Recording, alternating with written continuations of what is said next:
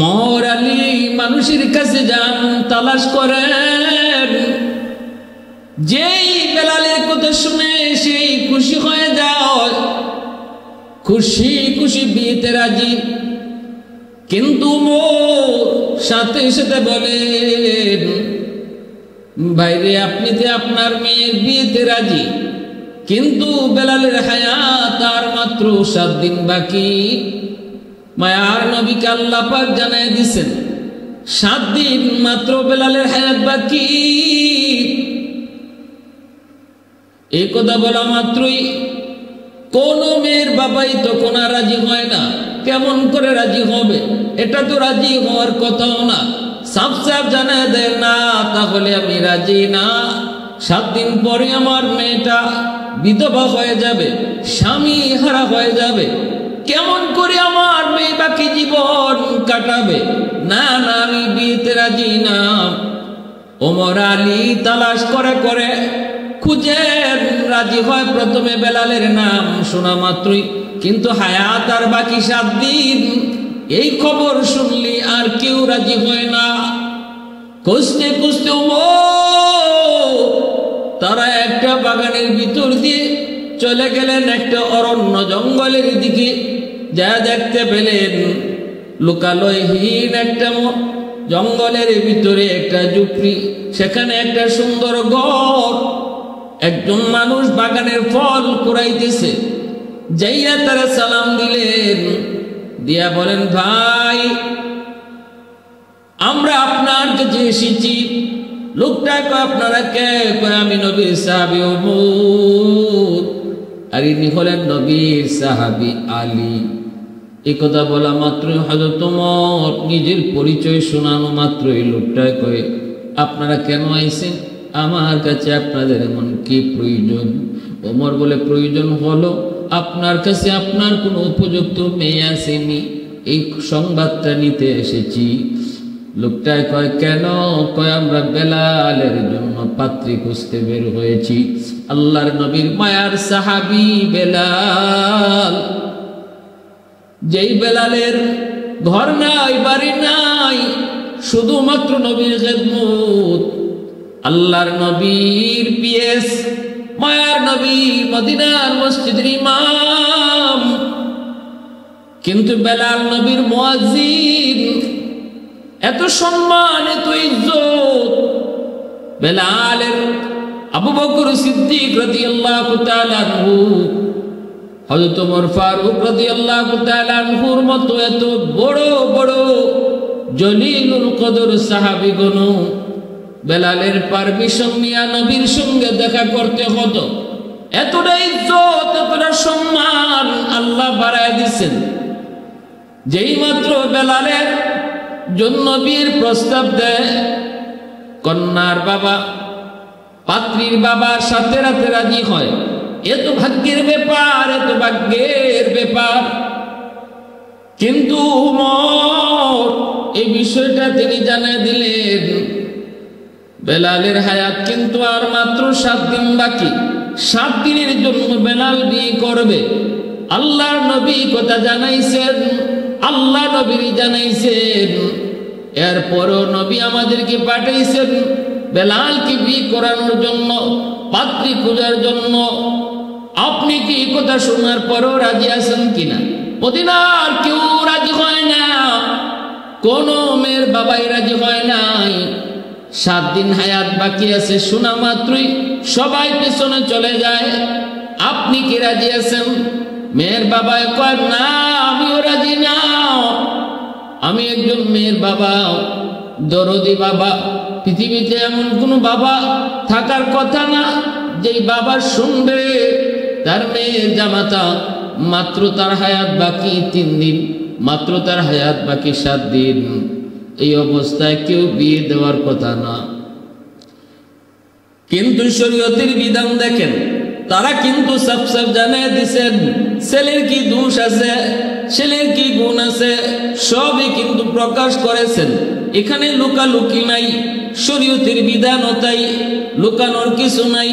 শারীরিক কোনো যদি ক্ষতি থাকে, এরকম ভাবে যদি কোনো অসুবিধা থাকে, এগুলা তারা জানায় দিতে হয়। এটাই হলো শরীয়তের বিধান।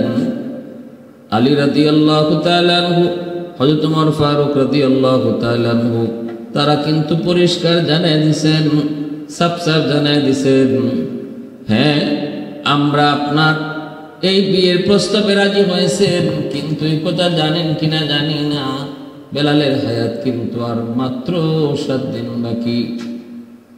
মেয়ের বাবা কয় আমিও রাজি না, আমিও রাজি না। তারা চলে আসবেন, নিরুপায় হয়ে অসহায় হয়ে চলে আসবেন। ওই অবস্থায় মেয়েটা ভিতর থেকে আওয়াজগুলি শুনলো, মেয়েটা ভিতর থেকে কথাগুলি শুনলো। মেয়েটা তখন বাবাকে ডাক দেয়, কই বাবা আপনি ভিতরে আসেন। বাবাকে ভিতরে নিয়ে মেয়েটা তখন বলতেছে, আব্বু আমি সব কথা শুনেছি, আমি উমরের কথা শুনেছি, আলীর কথাও শুনেছি, বেলালের জন্য তারা পাত্রী খুঁজতে বের হয়েছে তাও শুনেছি, 7 দিন হায়াত আছে বেলালের এই কথাও আমি শুনেছি বাবা। কেউ বেলালের কাছে বিয়ে দিতে রাজি হয় না, 7 দিন হায়াত বাকি আছে এই কথাটা শুনলে কেউ দেওয়ার কথাও না। কিন্তু বাবা গো, যেহেতু আমার নবী দয়ার নবী সরওয়ারে কায়নাত বেলালের হায়াত 7 দিন বাকি আছে এটা জানার পরও বেলালের জন্য পাত্রী খুঁজতে বের করেছেন। অতএব এর ভিতরে অবশ্যই মঙ্গল, এর ভিতরে অবশ্যই কামিয়াবি আছে। আমি আমার নবীর প্রতিটা কথাকে ইয়াকিন করি, বিশ্বাস করি। নবীকে আমি আমার জানের চেয়েও বেশি ভালোবাসি। রাসূল বলেন, লা ইউমিনু আহাদুকুম হাত্তা আকুনা আহাব্বা ইলাইহি মিন ওয়ালিদিহি ওয়া ওয়ালাদিহি ওয়ান নাসি আজমাইন। আল্লাহর নবী বলেন, শুধু আমি নবীকে ভালোবাসি বললেই ভালোবাসা হবে না, সন্তান সন্ততি থেকেও আল্লাহর নবীকে বেশি ভালোবাসলে সেই হবে খাঁটি মুমিন। বাপ মার চেয়ে আল্লাহকে যদি কেউ বেশি, নবীকে কেউ বেশি ভালোবাসে তবেই সে খাঁটি মুমিন। নবীজি বলেন, যতক্ষণ পর্যন্ত আমি রাসূল মা বাবা ভাই বোন আত্মীয় স্বজন ছেলে মেয়ে সবার থেকে বেশি প্রিয় না হব, ততক্ষণ পর্যন্ত কেউ কামিল মুমিন নয়, ততক্ষণ পর্যন্ত সে কামিল মুমিন নয়। নবীকে মানার অর্থ কি রে যুবক? নবীকে মানার অর্থ হলো নবীর সব কথা মানা, আল্লাহ নবীর কথার উপরে ইয়াকিন করা, নবীর কথা মানার ভিতরে মঙ্গল, আল্লাহ রসুলের তরিকা মতো চলার মধ্যেই মঙ্গল, আমাদের সফলতা দুনিয়া আখিরাতে। এই জিনিসটা করা এবং মানা, এর নাম হলো নবীকে মানা, এর নামই হলো নবীকে মানা। মেয়েটার কি পরিমাণ দিনের বুঝ, ওই যুগে মহিলাদের দিলের ভিতরে দিনের কি পরিমাণ বুঝ ছিল রে যুবক। ও আল্লাহর বান্দিরা, একটু খেয়াল করে শুনো, তোমরা এই যুগের নারী, তারাও ছিল নবীর যুগের নারী, তারাও কিন্তু মুসলমান, আর আমি আর তুমিও মুসলমান। আল্লাহ নবীর কথার মধ্যে, নবীর কথা মানার মধ্যে মঙ্গল কামিয়াবি কি পরিমাণ ইয়াকিন ছিল এই বিষয়ের উপর। মেয়েটা ভালো করে জানতেছে তার আগে হবু স্বামী মাত্র 7 দিন হায়াত, মাত্র 7 দিন হায়াত আছে। এই কথা জানার পরেও বাবাকে জানাইতেছে, আব্বা আমি বিয়েতে রাজি, আব্বা আপনি এই বিয়ের আয়োজন করেন, কারণ আমার নবীর কথা মানার মধ্যে আমাদের কোনো ক্ষতি হবে না, আমাদের কোনো লস হবে না, আমাদের পুরোপুরি ইয়াকিন আছে লাভ হবে, সফলতা আসবে। মেয়েটা যখন এই প্রস্তাব নিজের মতামত বাবাকে জানায় দিল, বাবার সাথে সাথে ওমর আলীকেও জানায় দিল, ওমর আমার মেয়ে বিয়েতে রাজি আছে, অসুবিধা নাই, আল্লাহর নবীকে গিয়ে জানান আমার মেয়েও রাজি, আমি নিজেও এই বিয়েতে রাজি। বেলালের সাথে মেয়েটার বিয়ে হয়ে গেল। বিয়ে হওয়ার পর বাসরাতে বেলাল জিজ্ঞেস করেন, আপনি কেমন করে রাজি হলেন গো? আপনি কি জানেন না আমার হায়াত মাত্র 7 দিন বাকি? এই 7 দিনের জন্য আপনি আমার কাছে কেন বিয়ে বসলেন? আল্লাহর বান্দি জবাব দেয়, আল্লাহর বান্দি জবাব দেয়, আমার আল্লাহর নবী তিনি ভালো জানেন, ভালো বুঝেন। আল্লাহর নবীর কথা মানার ভিতরে মঙ্গল। 7 দিনের জন্য বেলাল বিয়ে করবে। এই বিয়েতে যদি কামিয়াবি না আসতো, এই বিয়ের মধ্যে যদি ক্ষতি থাকতো, নবীজি কখনো আপনার জন্য পাত্রী খুঁজতে বের করতেন না, আদেশ দিতেন না। নবী যখন আদেশ দিয়েছেন, তাহলে আমার 100 ইয়াকিন, এটা মানার ভিতরে মঙ্গল, মানার ভিতরে কামিয়াবি। এজন্য আমি রাজি হয়ে গেছি। এই কথা বইলা বেলাল শুকরিয়া আদায় করলেন আল্লাহর দরবারে। ভাইরা বন্ধুরা, সকালবেলা স্বামী স্ত্রী দুজন ঘরের ভিতরে, ওই অবস্থায় বেলাল ক্ষুধার্ত বলতেছেন, বিবি গো আমাকে একটু রুটি দাও। বিবি সাহেব 7টা রুটি বইলা 7টা রুটি বেলালের সামনে হাজির করলেন। বেলাল মাত্র রুটিটা খাবেন, ওই অবস্থায় দরজার পাশে একজন ভিক্ষুক আইসি ভিক্ষা চাইল, আসনি গো কেউ, আজ আমি 3 দিন যাবত কিছু খাই না, কিছু পাই না, আমাকে খাওয়ার কিছু দিবেননি? হযরত বেলাল হাবশী রাদিয়াল্লাহু তাআলা আনহু মাত্র তিনি বসছেন, 7টা রুটি নিয়ে তিনি খাবেন বিবিকে লইয়া। ওই অবস্থায় দরজার পাশে যখন ভিক্ষুক ভিক্ষা চায়, বেলাল আর রুটি খাইলেন না, 7টা রুটি ওই সাইলকে দিয়ে দিলেন। সাইল বেলালের দরজার সামনে বসে তিনি রুটিগুলা খাইতেছেন। ভাইরা, ওই রুটি যেদিন খাবেন, যেদিন তিনি রুটিটা দিয়েছেন আর ভিক্ষুক খাইছে, ওই দিনটাই ছিল বেলালের বিয়ে থেকে নিয়ে 7ম দিন, যে দিনে তার জান কবজ হওয়ার কথা। মালাকুল মউত আজরাইল আলাইহিস সালাম তিনি আসলেন জান কবজের জন্য। আইসা দেখেন দরজার সামনে একজন ভিক্ষুক বসে বসে সে খানা খাইতেছে। মালাকুল মউত আজরাইল দরজার পাশে সামনে একজন লোক বসা, এমন ভাবে বসা ভিতরে ঢুকবার মতো নয়, তারে না সরায় ঢোকা সম্ভব নয়।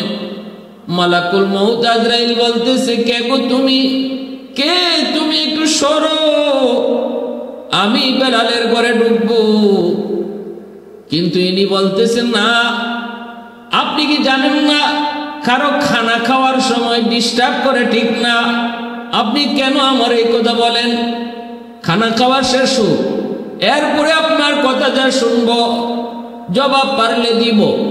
খানা খাওয়ার ভিতরে কোনো অসুবিধা দিবেন না, ডিস্টার্ব করবেন না। মালাকুল মউত আজরাইল তো বাপ আল্লাহর কাছে জানতে চান, মালিক আপনি তো বেলালের রূহ কবজের জন্য তার ঘরে ঢুকতে বললেন, কিন্তু ঢুকার তো সম্ভব না। একজন ভিক্ষুক তো তার দরজার পাশে বসে বসে রুটি খায়, আমি তারে শর্তে বলি কিন্তু সে কথাই শুনে না। আল্লাহ এখন কি করব? আল্লাহ পাক রব্বুল আলামিন কয়, আজরাইল তুমি দেখতেছো ভিক্ষুক, যদিও সে ভিক্ষুক কিন্তু সে আমার বড় পিয়ারা বান্দা, সে আমার বড় নেককার বান্দা, সে আমার কাছে বহুত বড় বলি। সাবধান, তুমি তার সাথে বেয়াদবি করবা না। এরে আজরাইল, আমার ওই নেককার প্রিয় বান্দা, সে যা বলবে তুমি তাই করবা, কারণ সে আমার কাছে এত প্রিয়, সে যা চায় আমি আল্লাহ তাই কবুল করে নিই, কারণ সে হলো মুস্তাজাবুদ দাওয়া। उल्फत में तेरी वही सीने दंदान को तूरा, उल्फत में तेरी वही सीने दंदान को तूरा, बू बकर उमर नक्श कदम तेरा न छूरा, आयुष्शाक नबी वाके असरार मदीना, सुल्तान का सुल्तान है सुल्तान मदीना, सरकार का सरकार है सरकार मदीना। अल्लाह ने मक्का ही में काबा बनाया, इस काबा का तेरी मरकद को बनाया। अल्लाह ने मक्का ही में काबा बनाया। इस काबा का काबा तेरी मरकद को बनाया। ऐसा लम्हा जी चले जा राहे मदीना। सुल्तान का सुल्तान है सुल्तान मदीना। सरकार का सरकार है सरकार मदीना। गुलजार का गुलजार है गुलजार मदीना। अल्लाह पाक जिब्राइल सावधान सावधान আমার ওই প্যারা বান্দার সাথে বেয়াদবি কইরো না। তারে জিগাও সে কি চায়, সে যা চাইবো আমি তাই কবুল করব। মালাকুল মউত আজরাইল এসে বলতেছে, ও আল্লাহর প্যারা বান্দা, আপনি কি চান আপনি বলেন, কি চান আপনি বলেন। আপনি যা চাইবেন আল্লাহ তাই কবুল করবে। কেনই করবে না, কেনই করবে না? কারণ হলো ইনি কোন সাইল নন রে যুবক, ইনি হলেন ওয়াজ কুরুনি রহমাতুল্লাহি আলাইহি, আল্লাহ পাকের বহুত বড় ওলি ওয়াজ কুরুনি রহমাতুল্লাহি আলাইহি, যাকে আল্লাহর নবী ইন্তেকালের আগ মুহূর্তে নিজের পরনের জুব্বাটা হাদিয়া দিয়েছিলেন। আলী আর ওমর দুইজনে এই জুব্বা নিয়ে তিনি ওয়াজ কুরুনির খোঁজে তালাশে বের হয়েছিলেন। করণ এলাকায় আইসা মানুষকে জিজ্ঞেস করেছেন, ও মানুষেরা, ওয়াজ নামে তোমরা কাউরে চিনোনি? মানুষেরা কয় আমরা চিনি একজন পাগল, নাম ওয়াজ, জঙ্গলের মধ্যে থাকে, বসতির মধ্যে আয় না, মানুষের সাথে মিশে না, এমন একটা মানুষ জঙ্গলের ভিতরে থাকে। মাকে নিয়ে থাকে, মাকে নিয়ে থাকে, একটা উট নিয়ে উট রাখালি করে, উটের দুধ খায়, মাকে নিয়ে জঙ্গলের ভিতরেই থাকে, আর শুধু নামাজ পড়ে, তসবিহ পড়ে, আল্লাহর গুণগান গায়। ওই মানুষটা জঙ্গলের মধ্যে থাকে। ওমর কই কোথায়, কোন দিকে, একটু আমাদেরকে বলো। চলে গেলেন, খুঁজে বের করলেন, জঙ্গলের ভিতরে একটা গাছের নিচে ওয়াজ কুরুনি আল্লাহ পাকের কুদরতি কদমে সেজদায় পড়ে কান্দে। সালাম ফিরানোর পর ওমর আলী তারা নিজের পরিচয় দিলেন। আলী নিজের পরিচয় দেন, ওমর নিজের পরিচয় দেন। ওয়াজ কুরুনি বলতেছেন, আপনারা আমার খোঁজে কেন এসেছেন? কয় আমরা আপনার নামটা জানতে চাই, আল্লাহর প্যারা বান্দা। ও গল্লার বলি নবীর আশিক, আপনার নাম কি? ওয়াজ কুরুনি কয় নাম আব্দুল্লাহ। ওমর কয় আব্দুল্লাহ তো আমরাও, আপনার বাপ মা আপনার নাম কি রাখছেন সেটা কোন? ওয়াজ কুরুনি কয় আমার আব্বা আম্মা নাম রাখছেন ওয়াইজ। বলতেই হযরত ওমর কয় আপনার ডান হাতের তালুটাকে একটু দেখতে পারি? ওয়াজ কুরুনি ডান হাতের তালুটা দেখানো মাত্রই নবী বলে দিয়েছিলেন, ওমর আমার পাগল ওয়াজ কুরুনি আল্লাহর প্রেমিক, তারে যখন পাইবা তার চেহারাটা এমন, তার চুলগুলি এমন, তার বডিটা হবে এমন, হাতে তালুতে একটা সাদা দাগ একটা দেখতে পাইবা। ওই সাদা দাগটাও তারা পেয়ে গেলেন, চেহারাও মিলে গেল। সব মিলে যাওয়ার পর, নবীর কথার সাথে সব বিবরণ মিলে যাওয়ার পর ওমর বলে, আপনি সেই ওয়াইজ যাকে আল্লাহর নবী, আল্লাহ নবী ইন্তেকালের আগে নিজের পরনের জুব্বাটা হাতিয়ে দিছেন। ও আল্লাহর গোলাম, ও আল্লাহর আশিক, ও আল্লাহ প্রেমিক, ও নবীর আশিক, নবীর সাথে থাকছি কিন্তু নবীর পরনের জুব্বা হাতিয়া পাই নাই, অথচ আপনি আল্লাহর নবীকে দেখেনও নাই, নবীর পরনের জুব্বা হাতিয়া পেয়ে গেছেন। কোন কারণে? ওয়াজ কুরুনি কয় আমার মার দোয়া। আল্লাহু আকবার, জোরে বলি আল্লাহু আকবার। আমার মার দোয়া, আমার মার দোয়া, মার দোয়ার খাতিরে ওয়াজ কুরুনি এত দামি, এত দামি। এর যুবক, বাপ মার দোয়ার কারণে সন্তান আল্লাহর কাছে দামি হয়। বাপ মার দোয়ার উসিলায় সন্তানের দুনিয়া আখিরাতে উজ্জ্বল হয়। বাপ মার দোয়ার উসিলায় সন্তান দুনিয়াতেও লাভবান হয়। বাপ মা যদি বদ্ধ থাকে সন্তান দুনিয়াতেও ধ্বংস হয়, আখিরাতের জীবনও ধ্বংস হয়।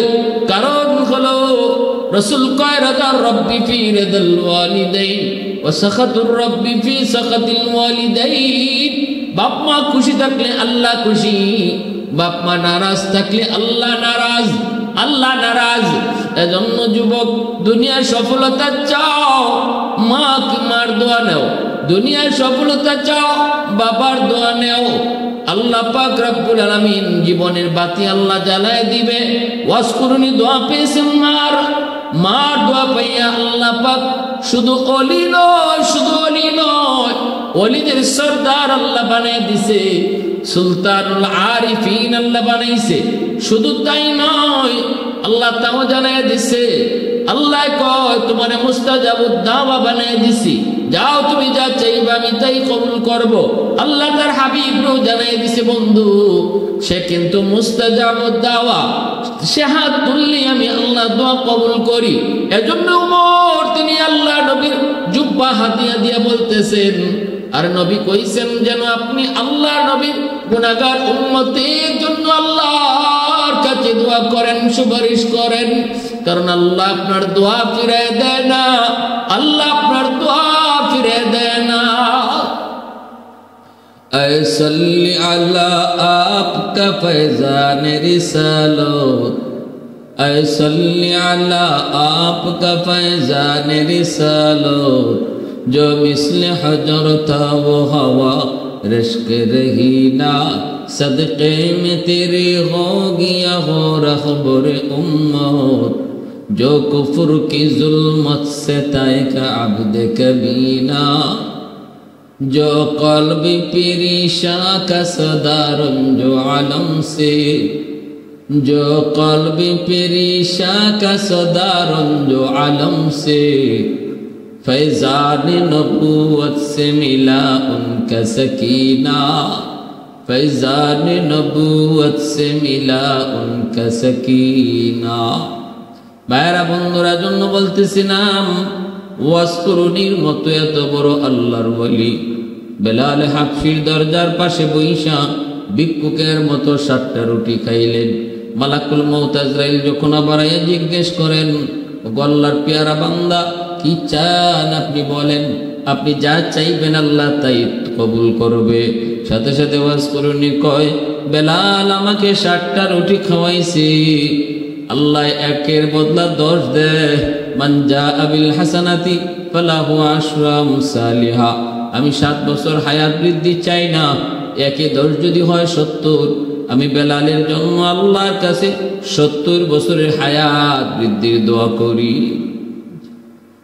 মালাকুল মউত আজরাইল কয়, আল্লাহর বান্দা এটা কেমনে সম্ভব? আল্লাহ তো আমারে পাঠাইছে বেলালের রূহ কবজ করার জন্য, জান কবজ করার জন্য। ওয়াজকুরুনি কয়, এত কিছু বুঝি না, যদি বেলালের আরো 70 বছর হায়াত বৃদ্ধি করা না হয়, আমি আমরণ তার দরজার পাশে দাঁড়ায় থাকবো, দরজার পাশে বসা থাকবো, কোন পথে আপনি ঢুকবেন ঢুকতে দেব না। মালাকুল মউত আজরাইল কে আল্লাহ ডাক দিয়ে কয়, আজরাইল আমার পেয়ারা বান্দা ওয়াজকুরুনি যা কইছে আমি আল্লাহর কাছে তা মঞ্জুর, জানায় দাও আমি বেলালের হায়াত আরো 70 বছর বৃদ্ধি করে দিয়েছি। সুবহানাল্লাহ। मैं तालिब मौला हूँ मेरे इश्क निराला, मैं तालिब मौला हूँ मेरे इश्क निराला, है जुमला जहां जिनके तजल्ली से उजाला, है जुमला जहां जिनके तजल्ली से उजाला, मादरुद जहां गैर खुदा यार नदारे, যদি याद खुदा ही दिगर कार नदारम, যদি याद खुदा ही दिगर कार नदारम। মূলত আল্লাহ পাকের তকদিরে বেলালের হায়াত আরো 70 বছর পরে ওনার মা জান কবজের লেখা ছিল, কিন্তু আল্লাহ পাক রব্বুল আলামিন এর আগে এমন একটা ঘটনা ঘটে আল্লাহ পাক বুঝায় দিয়েছেন, আল্লাহর গোলাম ভিক্ষুকে ভিক্ষা দিলে, অভাবী মানুষকে খাওয়াইলে, অভাবী মানুষকে খাওয়াইলে, বিপদে পড়া মানুষের পাশে দাঁড়াইলে, অন্তর থেকে যে দোয়া করে, এই দোয়ার উসিলায় আল্লাহ পাক মানুষের হায়াতের ভিতরে বরকত বাড়িয়ে দেয়। যদি হায়াতের মধ্যে আল্লাহ পাক রব্বুল আলামিন কোনো বিপদ অ্যাক্সিডেন্ট থাকে সেটা আল্লাহ দূর করে দেয়। আল্লাহ পাক তো কাদির মতলব, আল্লাহ পাক চাইলে তার হায়াত আল্লাহ নিজেই বাড়িয়ে দিতে পারে। সম্পূর্ণ ইখতিয়ার কার হাতে? একমাত্র আল্লাহর হাতে। সম্পূর্ণ ইখতিয়ার একমাত্র আল্লাহর হাতে। দোয়ার ওসিলায় মানুষের তাকদীর পর্যন্ত পাল্টে যায়। দোয়ার মতো দোয়া যদি হয়, হাতের মতো হাত যদি হয়, জবানের মতো জবান যদি হয়, আল্লাহ পাক ওই দোয়ার ওসিলায় তাকদীর পাল্টে দেয়। তাকদীর আল্লাহ পাল্টে দেয়। এজন্য রে ভাই, বেলাল হাবশী রাদিয়াল্লাহু তাআলা আনহু এত বড় মর্যাদা, এত সম্মান আল্লাহর দরবারে ছিল। ওই বেলাল হাবশী রাদিয়াল্লাহু তাআলা আনহু ছিলেন তিনি উমাইয়ার গোলাম। উমাইয়ার গোলাম থাকতে নবীর উপর ঈমান আনলেন। উমাইয়া বেলালকে নির্যাতন শুরু করলো। মক্কার উশৃঙ্খল যুবকগুলির লেলায় দিল। রাতের বেলাও নির্যাতন, দিনের বেলাও নির্যাতন। দিনের বেলা চিৎ করে শোয়া রাখত। উত্তপ্ত মরুভূমির প্রান্তরে সেই কড়া রৌদ্রের মধ্যে শোয়া রাখত। নিচে ছিল প্রচন্ড গরম পাথর। গোশতগুলা খসে খসে পড়ে যাইত। সেই আহত শরীরে আবার রাতের বেলা বেত্রাঘাত করত। এত নির্যাতন বেলালের উপর। এরপরও কিন্তু বেলাল আল্লাহ নাম ছাড়েন না। এরপরও আহাদ নাম ছাড়েন না। তখনই উমাইয়া সিদ্ধান্ত নেয় বেলালকে বিক্রি করে দেবে। হযরত আবু বকর সিদ্দিক আল্লাহর নবীকে বলেন, নবী গো, বেলালকে উমাইয়া মেরেই ফেলবে গো নবী, অনুমতি যদি দেন আমি বেলালকে কিনে আনবো। আল্লাহর নবী কয়, আবু বকর, আমারও কিছু পয়সা সাথে নিও।